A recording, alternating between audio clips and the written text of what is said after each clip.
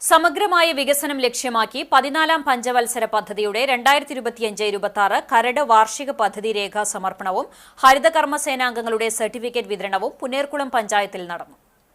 കൃഷി, മൃഗസംരക്ഷണം, ചെറുകിട വ്യവസായം, പൊതുമരാമത്ത്, ഊർജ്ജം, ദാരിദ്ര്യ ലഘൂകരണം, പാർപ്പിടം, സാമൂഹ്യക്ഷേമം, പട്ടികജാതി വികസനം, സ്ത്രീകളുടെയും കുട്ടികളുടെയും വികസനം, ആരോഗ്യം, കുടിവെള്ളം, ശുചിത്വം, വിദ്യാഭ്യാസം, മത്സ്യമേഖല, കാലാവസ്ഥാ വ്യതിയാനം, ജൈവവൈവിധ്യ മാനേജ്മെന്റ്, പരിസ്ഥിതി സംരക്ഷണം, ദുരന്ത നിവാരണം എന്നിവയിലേക്ക് പ്രത്യേക പദ്ധതികൾ ആവിഷ്കരിച്ചാണ് സെമിനാറിൽ കരട് വാർഷിക പദ്ധതി രേഖ അവതരിപ്പിച്ചത്.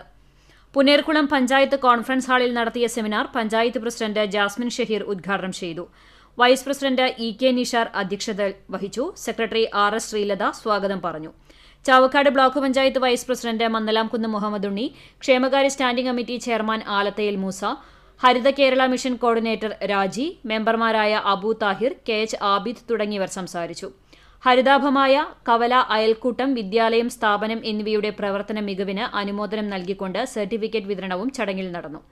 ജൈവ അജൈവ മാലിന്യങ്ങൾ ശേഖരിക്കുന്നതിൽ മികച്ച പ്രവർത്തനം കാഴ്ചവെച്ച ഹരിതകർമ്മസേന അംഗം അർച്ചനയ്ക്ക് പഞ്ചായത്തിന്റെ ട്രോഫിയും നല്ല പ്രവർത്തനം കാഴ്ചവെച്ച വിദ്യാലയങ്ങളായ ഉപ്പുങ്ങൽ, അമൽ, കുപ്രവള്ളി, രാമരാജ എന്നീ സ്ഥാപനങ്ങൾക്കും മികച്ച പ്രവർത്തനം കാഴ്ചവെച്ച അംഗൻവാടികൾക്കും ചടങ്ങിൽ സർട്ടിഫിക്കറ്റ് വിതരണം ചെയ്തു.